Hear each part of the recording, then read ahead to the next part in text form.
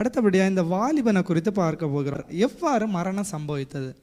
இப்போ மரணம் சம்பவிக்கணும்னா ஏதாவது காரியங்கள் வரும். இந்த உலகத்தில் ஒரு மரணம் ஒரு மனுஷனுக்கு சம்பவிக்கணும்னா ஏதாவது ஒன்று நடந்திருக்கணும். ஒரு ஆக்சிடெண்ட்டோ ஒரு அடியோ ஏதாவது பிரச்சனைகளோ நடந்தால் தான் ஒரு மனுஷன் மரணம்.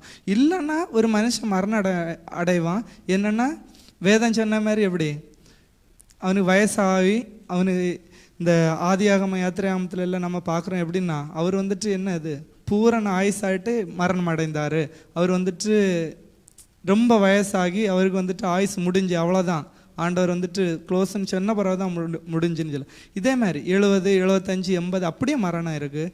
6 வயசுலையும் இருக்குது, 20 வயசுலையும் இருக்குது, 30 வயசுல மரணங்கள் வந்துட்டுருக்கு. ஆனால் இங்கே ஒரு வாலிபன் வந்துட்டு மரணம் அடைந்தான். இந்த மனுஷனுக்கு எப்படி மரணம்? இது ஆவிக்குரிய நம்ம நிலையில் இந்த மனுஷனுக்குள்ளே ஒரு மரணம் நடந்திருக்கு. இந்த மனுஷன் வந்துட்டு ஆண்டவரை தேடி போயிருக்கான், அங்கே இப்போ பிரசங்கத்துக்கு அங்கே உட்கார்ந்துருந்துருக்கான். ஆனால் இவனுக்குள்ளே ஒரு மரணம் நடந்திருக்கு. இந்த மனுஷன் மரிச்சிருக்கான்.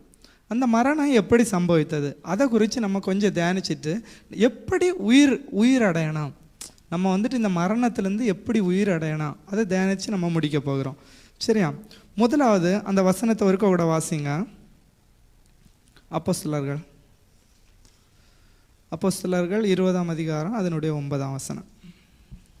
ஒவ்வொரு பகுதியாக பார்ப்போம். ஃபஸ்ட்டு என்ன செய்தான்னா இவன் என்ன செய்யனா பிரசங்கம் நடந்துட்டுருக்கு, ஆள் எங்கே இருக்கான்னா ஜன்னல்லையாக உட்காந்துருக்கான். முதல் பாயிண்ட்டு அவன் என்னென்னா பிரசங்கம், அங்கே பிரசங்கம் நடக்குது, இவன் ஆள் இருக்கக்கூடியது என்னது ஜன்னலில் இருந்தால் 2 பண்ணலாம். ஒன்று வந்துட்டு வெளியேயும் பார்க்கலாம், இன்னொன்று உள்ளேயும் பார்க்கலாம். 2ஐயும் பார்க்க முடியும். பிரசங்கத்தையும் பார்த்துக்கலாம், உலகமும் பார்த்துக்கலாம், ஆண்டவரும் வேணாம். இந்த அனுபவம் தான் இந்த ஜன்னலில் உட்கார்ந்துருக்கிற அனுபவம்.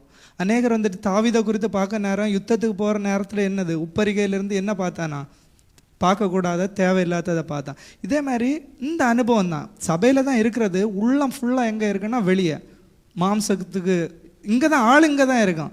ஆனால் ஊரில் போயிட்டு ஊரில் வந்துட்டு நிறைய இடம் வாங்கி போட்ட மாதிரி, வண்டி ஓட்டின மாதிரி, ஒரு கார் வாங்கின மாதிரி, ஒரு எஃப்இசெட் பைக் வாங்கின மாதிரி அப்படியெல்லாம் அங்கே ஓடிட்டுருக்கோம். பாஸ்டர் அல்லேலியான்னு சொன்னோன்னா அப்போ தான் வரோம், ஓகே நம்ம சர்ச்சில் தான் இருக்கிறோம் அப்படின்னு சொல்லி எழும்பி ஒரு அல்லேலியா சொல்லிடுறாரு. புரிஞ்சா? இது சில நேரங்களில் தூங்குறவங்க எல்லாம் அல்லேலியா சொல்லுங்க அப்படின்னு சொன்னோடனே அல்லேலியான்னு சொல்லிடுறேன். என்னென்னா இங்கே ஆள் இருக்காது. புரிஞ்சா? இங்கே கான்சன்ட்ரேஷனாக இருந்தால் தூங்குறவங்க எல்லாம் அல்லேலியான்னு சொல்லுங்கன்னு சொன்னால் ஓகே அலர்ட்டாக இருக்கிறேன், ஓகே இங்கே வந்துட்டு நம்ம இங்கே விஷயத்தில் தான் இருக்கிறோம் அப்படின்னு. ஆனால் இந்த ஆள் எங்கே இருந்தான்னா ஜன்னலில் இருந்துட்டு அங்கேயும் ஒரு கண்ணு போகுது, இங்கேயும் வருது. ஏன்னா இங்கே பிரசங்கம் எப்போ நடக்குன்னா இவர் நிறுத்த மாட்டார். நீண்ட பிரசங்கம் பண்ண தொடங்கினாருன்னு நினச்சிருங்க, நான் சீக்கிரம் முடிச்சிருவேன், தப்பாக நினைக்க விடாது. எப்படின்னா இவர் தொடங்கினாருன்னா இவர் வந்துட்டு நீண்ட பிரசங்கமாக போயிட்டுருக்கு. ஆனால் இவர் என்ன செய்துட்டார், கரெக்டாக ஜன்னல் சீட்டை பிடிச்சிட்டார். நம்ம ஆட்கள் எப்படின்னா துண்டை தூக்கி போட்டால் ஜன்னல் சீட்டை பிடிச்சிடுவாங்க. எதுக்குன்னா வெளியே பார்த்துக்கலாம், உள்ளே பார்த்துக்கலாம், என்ன வேணாலும் இது பண்ணிடலாம். கொஞ்சம் நேரம் உள்ளே பார்த்துட்டு இருப்பாங்க, சரி ஓகே இனி கொஞ்சம் நேரம் வெளியே பார்ப்போம் அப்படின்னு. அதே மாதிரி இவனை என்ன செய்துட்டான்னா ஜன்னல் சீட்டை பிடிச்சிட்டான். ஜன்னலில் யாரும் உட்காந்து என்னென்னா இது என்னத்தனா ஆவிக்குரிய அனுபவத்தில் நம்ம எப்படின்னா ஆண்டவர் என்னென்னா சபைக்குள்ளே நம்மளை வச்சுருக்காரு. ஆனால் நம்ம என்ன செய்கிறோன்னா அநேக நேரங்களில் வெளியே பார்த்துட்டே இருக்கிறோம், உலகத்தை பார்க்குறோம். அவன் அப்படி தானே இருக்கிறான், இவன் இப்படி தானே இருக்கிறான், இவனுடைய காரியம் இப்படி தானே இருக்கணும், உலகத்தையும் பார்க்குறோம், சபையும் பார்க்குறோம். புரிஞ்சா? இவங்க எல்லாம் இப்படி தான் நல்லா ஆராதிக்கிறாங்க, நல்லா கை தட்டுறாங்க, நல்லா ஆடுறாங்க பாடுறாங்க. ஆனால் இவங்க எல்லாம் வெளியே வந்தால் இப்படி தானே இருக்கிறாங்க. இங்கேயும் பார்க்குறோம், உலகத்தையும் பார்க்குறோம், அவன் நல்லா தானே இருக்கிறான், அவன் நல்ல ஆசீர்வாதமாக தான். தேவ பிள்ளைகள் நம்ம வாலிபர்கள் இந்த காரியத்தில் எச்சரிக்கையாக இருக்கணும். சபைக்கு வந்தோமா ஆண்டவர் ஆராதிக்கணும், ஆண்டவருக்கு கொடுக்குற நேரத்தை கொடுக்கணும், ஆண்டவரோடு நேரம் செலவிடணும். கொஞ்சம் நேரம் இருந்தாலும் நீங்கள் வந்துட்டு உங்கள் சிந்தை, ஏன்னா நம்மள இங்கே ரொம்ப நேரம் இல்லை, நம்ம உலகத்தில் தான் அநேக நேரங்கள் இருக்கிறோம், உலகத்தோடு தான் அநேக நேரங்கள் ஸ்பெண்ட் பண்ணுறோம். ஆனால் தேவ ஆலயத்தில் வந்துட்டோம்னா இங்கே என்ன சொல்லப்படுது, இந்த வார்த்தைகளை ஏற்றெடுத்து அதன்படி நம்ம வாழ்க்கையை மாற்றி அமைக்க நம்ம தீர்மானிக்கிறோம். ஒவ்வொரு நாளும் ஒவ்வொரு வார்த்தைகளையாவது நம்ம பிடிச்சு கொண்டு ஆண்டவரே இந்த வார்த்தையின்படி என்ன நடத்தும் அப்படின்னு சொல்லி அந்த வார்த்தையை பிடிச்சு நம்ம ஓடணுன்னா அது நிச்சயமாகவே நம்மளுக்கு ஆசீர்வாதமாக இருக்கும். இந்த மனுஷன் என்ன செய்தான்னா ஃபஸ்ட்டு என்ன செய்தான், ஜன்னலில் உட்காந்துருந்தான். 2வது அதே வசனத்தை வாசிங்க. நித்திரை மயக்கத்தினால என்ன செய்தானா மிகுந்த தூக்கம், சின்ன தூக்கம் கிடையாது. புரிஞ்சா? சின்ன தூக்கம்னு நினச்சிடுங்க, லைட்டாக இப்படி தட்டினா போகிறோம், ஆள் எழும்பிடும், ஓகே நம்மளை தான் இது பண்ணுறாங்கன்னு சொல்லிட்டு. ஆனால் இது என்ன தூக்கம்னா மிகுந்த தூக்கம். மிகுந்த தூக்கத்துக்கு என்னது, எண்டே இல்லாத தூக்கம். ஆள் யார் போட்டு அடின்னு 2 அடி கொடுத்தாலும் யார் அடித்ததுன்னு சொல்லிட்டு இது பண்ணிட்டேன். அன்னைக்கு ஒரு சின்ன கிளிப்பு பார்த்தேன். ஒரு பையன் வந்துட்டு சின்ன பையன் தூங்கிட்டு இருந்தான். இவனுங்க ரெண்டு 3 வாலு பையன் மாதிரி என்ன செய்தானுங்கன்னா, தூங்கிட்டு இருந்த பையனை 2 பேர் 2 கையும் பிடிச்சி அப்படியே இங்கே வாடான்னு ஓடி சத்தம் போட்டு ஓடி ரோட்டில் கொண்டு விட்டுட்டானு. விட்டுட்டு இவனுங்க என்ன செய்தானுங்க, அவன் தூக்கத்தில் இருக்கிறான். இவனுங்க அங்கே எங்கேயும் ஓடினானுங்கல்ல, இவன் பயந்துட்டான். ஏதோ நடந்துட்டு போல இருக்குன்னு அவன் அங்கே எங்கேயும் ஓடுறான். அடுத்ததான் தெரியும் இவனுங்க நம்மளை இது பண்ணிட்டானுங்க. திரும்ப ஓடின பையன் திரும்ப வந்து தூங்குறான். புரிஞ்சா? எங்கே தூங்கிட்டான். ஆனால் வந்துட்டு என்ன தூக்கம்னா, இது வந்துட்டு மிகுந்த தூக்கம், சின்ன தூக்கம் கிடையாது. சபையிலேக இருக்கும், பாஸ்டர் அல்லையிலேயே செல்ல நேரமாக லைட்டாக கையை தூக்கலாம், அந்த மாதிரி இல்லை. இவர் என்ன தூக்கம்னா மிகுந்த தூக்கத்தில் ஆயிட்டார். சரியா? இந்த எபேசியர் 5ஆம் அதிகாரம் அதனுடைய 14வது வசனத்தை வாசிங்க. எபேசியர் 5ஆம் அதிகாரம் அதனுடைய 14ஆம் வசனம். தூங்குற மனுஷனை எதுக்கு ஒப்பிட்டுருக்கு? மரித்தவர்களுக்கு ஒப்பிட்டுருக்கு. ஒருத்தன் தூங்கிட்டான்னு நினச்சிருங்க, அவனை போட்டு அவனுக்கு முன்னாடி என்ன நடந்தாலும் தெரியாது. இறந்த மனுஷனுக்கு முன்னாடி என்ன நடந்தாலும் தெரியும். இறந்த மனுஷனை போட்டுட்டு சிலர் ஆடுவாங்க, பாடுவாங்க, நிறைய பொருட்களை கொண்டு கொடுப்பாங்க, செருப்புக்கெல்லாம் சண்டை போடுவாங்க. செருப்பு கொண்டு எங்கள் அப்பாய் நான் தான் செருப்பு போடுவேன், 10 பேர் செருப்பு கொண்டு வந்திருப்பான். அதுக்கு முன்னாடி அந்த ஆள் எப்படின்னா காலில் தான் நடப்பார். காலெல்லாம் வெடித்து அவருக்கு வந்துட்டு செருப்பு தண்ணி கொடுக்க ஆள் இருக்காது. இந்த சொம்பையும் எங்கள் அப்பாய்க்கு பெட்டியில் வச்சு தான் அனுப்பி விடுவேன் அப்படின்னு சண்டை வச்சுட்டு இருப்பாங்க சில. புரிஞ்சா? இந்த இறந்த வீட்டுக்கு எங்கள் பாஸ்டர் முன்னாடி கூட்டிகிட்டு போவாங்க. நாங்கள் எல்லாம் போயிட்டு பாவம் போல் அப்படியே நிற்போம், பார்த்துட்டே நிற்போம். அங்கே வந்துட்டு நடக்கிறோம். ஏன்னா நம்ம மேலே, ஏன்னா இவர் தான் ப்ரேயர் பண்ணி அதை மூடணும். அப்போ இவருக்கு மேலே எரிச்சலாக இருக்கும். அவ்வளோ நாள் அந்த ஆள் அங்கே தான் இருந்திருப்பார். அவ்வளோ நாள் அவங்க வீட்டில் சேர் போட்டு அவங்க முன்னாடி தான் இருந்திருப்பார். ஒரு மனுஷனை அவரை திரும்பி பார்க்குற கிடையாது. அன்னைக்கு அவர் வந்துட்டு சந்தோஷமாக போகிறேன்னு போவார். அன்னைக்கு தான் அங்கே இவங்க நிற்பாங்க. இவர் மூடக வந்துட்டாரா, இவரை என்னை விட மாட்டேன்னு அவர் பாவம் போல் நின்றுட்டு எல்லோரும் அமைதியாக அழுது ஒரு வழி ஆன பிறகு மெதுவாக ப்ரேயர் பண்ணி என்ன செய்வாங்க, இது பண்ணுவாங்க. புரிஞ்சா? தூங்குகிற மனுஷன் எதுக்கு ஒப்பிட்டுருக்குன்னா, வேதம் மரித்தவங்களுக்கு ஒப்பிட்டுருக்கு. புரிஞ்சா? தூங்குற ஒரு மனுஷன்கிட்ட போயிட்டு ஏதாவது சேக காட்டினா அவனுக்கு ஒன்றுமே தெரியாது. ஏன்னா தூக்கத்தில் இருக்கான். இவன் மிகுந்த தூக்கத்துக்கு போயிட்டான். இவன்கிட்ட என்ன சேக காட்டினாலும் இவனை போட்டு முடிய பிடிச்சி லேசாக ஒரு உலுக்குனாலும் இவனுக்கு என்ன செய்யாது, அந்த அளவு தூக்கத்தில் போயிட்டான், மிகுந்த தூக்கத்தில் போயிட்டார். 1 தெசலோனிக்கேயர் 5ஆம் அதிகாரம் அதனுடைய 6ஆம் வசனத்தை வாசிங்க. 1 தெசலோனிக்கேயர் 5ஆம் அதிகாரம் 6ஆம் வசனம். தூங்குறவங்க அநேகர் இருப்பாங்க. சபையாக இருந்தாலும் சரி, வெளியாக இருந்தாலும் சரி, நம்ம ஃப்ரெண்ட்ஸ் சர்க்கிளில் இருந்தாலும் சரி, எல்லாரும் வந்துட்டு நீங்கள் வந்துட்டு எழும்பி இருங்க, நல்லா ஓடுங்க, நல்லா உற்சாகமாக இருங்க, ஆண்டவருக்காண்டி எழும்பி பிரகாசிக்குங்கன்னு உங்களை தூக்கி விடாதுக்கு யாரும் வரமாட்டாங்க. நீங்கள் தான் எழும்பணும். புரிஞ்சா? தூங்குறவங்கள போல் நம்ம தூங்கக்கூடாது. தூங்குறவங்க அநேகம் இருப்பாங்க. அதனால தான் தூங்குறவங்கள போல் அதை ஒருக்கோட வாசிங்க சிஸ்டர். மற்றவங்க தூங்குறத போல் தேவ பிள்ளைகள் நம்ம தூங்கக்கூடாது. வாலிபர்கள் வந்துட்டு மற்றவங்க தூங்கிட்டு தான் இருப்பாங்க. ஆனால் அதை பார்த்துட்டு நம்மளும் தூங்கினோன்னா நம்ம ஆவிக்குரிய வாழ்க்கையை நஷ்டப்படும். நம்ம வந்துட்டு என்ன எதிர்பார்த்து இந்த தேசத்தில் வந்திருக்கிறோம் அந்த காரியங்களும் சில நேரங்களில் நஷ்டப்படும். அவங்கள மாதிரி தூக்கம்னா நிறைய விஷயங்கள் இருக்குது. இப்போ ஆண்டவரை தேடுகிற நேரம் உள்ள தூக்கம், ஆண்டவரை விட்டு வழி விலகி போகிற ஒரு தூக்கம். புரிஞ்சா? தூங்குற மனுஷனுக்கு ஒன்றுமே இல்லை. ஆராதனை நடந்தால் என்ன, பவுல் பிரசங்கம் பண்ணால் என்ன, யார் வந்து பிரசங்கம் பண்ண, எவ்வளோ பெரிய பாஸ்டர் கூட்டு வந்து பிரசங்கம் பண்ணாலும் தூங்குறவனுக்கு ஒரு மேட்டரே கிடையாது. அவனுக்கு ஒன்றும் பெற்றுக்கொள்ளவே மாட்டான், தூக்கம்தான். புரிஞ்சா? அது மாதிரி மற்றவங்க தூங்குற மாதிரி நம்ம தூங்கக்கூடாது. நீங்களும் நானும் வந்துட்டு ஏன் ஆண்டவரை தேடி வந்திருக்கிறோம், ஆண்டவர் இடத்துலேருந்து எதாவது பெற்றுக்கொள்ளணும். புரிஞ்சா? தூக்கத்தை மாற்றி நம்ம நேரங்களை எல்லாம் எதுக்காண்டி ஆண்டவருடைய சமூகத்தில் செலவிடுறோம்னா ஆண்டவர் இடத்துலேருந்து எதையாவது பெற்றுக்கொள்ளணும். ஆண்டவர் இடத்துலேருந்து நன்மைகளோ ஆசீர்வாதங்களோ பெற்றுக்கொள்ள தான் வந்திருக்கோம். அதனால் மற்றவங்க தூங்குற மாதிரி நம்ம தூங்கக்கூடாது.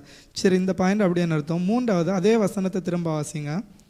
அப்போஸ்தலர்கள் 20:9. இல்லை அந்த ஃபஸ்ட்லேருந்து வாசிங்க. நித்திர மயக்கத்தில் வந்துட்டு ஆள் என்ன செய்துட்டாரு, ஜன்னலில் இருந்தாச்சு, ஜன்னல்லேருந்து தூங்கியாச்சு, மிகுந்த தூக்கம் ஆயாச்சு. இப்போ என்னென்னா சாஞ்சாச்சு. சாஞ்சாலும் ஆள் கீழே விழலை, சாஞ்சி அதில் ப்ராக்கெட் போட்டு ஆவியானவர் நிறுத்தி வச்சுருக்காரு. இந்த மனுஷன் வந்துட்டு நல்லா தூங்கிட்டான். தூங்கி நித்திர மயக்கமாக வந்தாச்சு. மயக்கம் ஆனாலும் ஆள் என்னது, நான் ஆராதனை விட்டுட்டு போக மாட்டேன், இங்கே தான் இருப்பேன். புரிஞ்சா? நீங்கள் எவ்வளோ வேணாலும் பிரசங்கம் பண்ணுங்கள், என்ன வேணாலும் செய்யுங்க, நான் சாஞ்சாலும் அப்படியே ஏதாவது இது பண்ணிட்டு தான் இருப்பேன் அப்படின்னு ஆள் சாஞ்சி இருக்கிறாரு. சோதனைக்கு உட்படாதபடிக்கு என்ன செய்யணுமானா விழித்திருந்து. இந்த நித்திரை மயக்கம் வந்துட்டு ஒரு சோதனை. அந்த சோதனைக்கு நம்ம உட்படாமல் இருக்கணும்னா நம்ம ஆண்டவர் என்ன சொல்கிறாருன்னா, சோதனைக்கு உட்படாதபடிக்கு விழித்திருந்து ஜெபம் பண்ணணும். ஜெபத்தினால தான் இந்த நித்திரை மயக்கத்திலேருந்து நம்ம விடுதலை பெற முடியும். இந்த காரியம். அடுத்தது 4வதாக அதே வசனத்தை வாசிங்க. அவன் என்ன செய்கிறான்னா நித்திரை மயக்கத்தில் சாய்ந்து அடுத்து என்ன செய்கிறான்னா மேலேருந்து அவன் வந்துட்டு இப்போ தான் கீழே விழுந்துட்டான். சரியா? இவ்வளோ நேரம் என்ன செய்தான்னா ஜன்னலில் உட்காந்துருந்து செய்தியும் கேட்காம என்ன செய்துட்டு இருந்தான், மிகுந்த தூக்கத்தில் போய் அதுக்கடுத்து என்ன ஆச்சு, அங்கேருந்து சாய நிலைமை ஆவி அதுக்கு அடுத்தது என்ன செய்தான்னா கீழே விழுந்துட்டான். கீழே விழுந்த மனுஷன் என்ன செய்துட்டான்னா செத்து போனான். சரியா? அநேக நேரங்களில் நம்ம வந்துட்டு ஆண்டவர் நம்மளை உயர்த்தி வைக்கிறாரு. ஆவிக்குரிய நிலைமையில இருந்தாலும் சரி, வேலைகளில் இருந்தாலும் சரி, அநேக காரியங்களில் ஆண்டவர் நம்ம உயர்த்தி வைக்கிறாரு. நம்ம ஆண்டவர் வந்துட்டு நம்மளை உயர்த்தி வச்சு அழகு பார்க்குற ஒரு தேவன். அவன் உயரமான இடத்துல இருந்தான். அவனுக்கு நோக்கம் என்னவா இருக்கணும்? பவுல் என்ன சொல்கிறாரு அங்கே, என்ன சொல்லியிருக்குன்னா பவுல் அடுத்த பிரயாணப்பட்டு போகிறதுக்கு இருக்கிறாரு.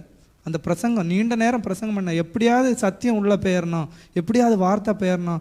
இவன் வந்துட்டு வெள்ளிக்கிழமை பிரசங்கம் கேட்கலனாலும் பிரச்சனை இல்லை, ஞாயிற்றுக்கிழமையில திருந்திடுவான். ஞாயிற்றுக்கிழமை இல்லைன்னா திங்கக்கிழமை, திங்கள்னா செவ்வாய்லாம் புதன், அப்படி ஏதாவது ஒரு வார்த்தை அவனுக்குள்ள கிரியை செய்தான்னு பார்க்குறாரு. ஆண்டவர் அவனை உயர்த்தி தான் வச்சுருந்தாரு, மேலே தான் இருந்தான். மேலேருந்து ஆர்வமாக ஆண்டவருடைய வார்த்தையை கேட்கணும்னு தான் வந்தான். அவனுக்குள்ளே என்ன ஆயிடுச்சுன்னா சிந்த வெளியே போயிடுச்சு, ஜன்னல் ஓரத்தை பிடிச்சிக்கிட்டான். அதுக்கடுத்து என்ன செய்கிறான், தூக்க மயக்கத்தில் ஆயிட்டான், தூக்கத்தினால சாய்ஞ்சிட்டான். இப்போ என்னென்னா கீழே விழுந்து செத்து போயிட்டான். அநேகருடைய நிலைமை இப்போ இப்படி தான் இருக்குது. என்னென்னா நல்லா இருக்கிறது, ஆவிக்குரிய வாழ்க்கையில் நல்லா இருக்கிறது, திடீர்னு பார்த்தா ஆளே காணுறது இல்லை. என்ன பிரதர், என்ன பிரச்சனை என்னன்னு கேட்டால் ஒரு சின்ன சோர்வு, சின்ன ஒரு அசதி, சின்ன நிர்விசாரம். என்னென்னா சின்ன காரியம்தான் பெரிய ஒரு ஆசீர்வாதத்துக்கு தடையாக இருக்கும். நல்ல ஒரு காரியத்தை நீங்கள் புரிஞ்சுக்கணும் வாலிபர்கள், சின்ன ஒரு காரியமாட்டு தான் இருக்கும். சின்ன ஒரு காரியத்துக்கு நம்ம இடம் கொடுத்தோன்னா தான் அது வந்துட்டு பெரிய ஒரு ஆசீர்வாதத்துக்கு. ஆண்டவர் நமக்கு எல்லாருக்கும் ஒவ்வொரு ஆசீர்வாதத்தை வச்சுருப்பார், ஒரு நன்மைகளை வச்சுருப்பார். இந்தந்த டைமில் உங்களுக்கு கொடுக்கணும், இந்தந்த டைமில் நம்ம வந்துட்டு இதை வந்துட்டு இவருக்கு செய்யணும் அப்படின்னு சொல்லிட்டு நம்ம என்ன செய்வோம்னா ஆண்டவரை தேடி வருவோம், எல்லா காரியங்களும் இருப்போம்.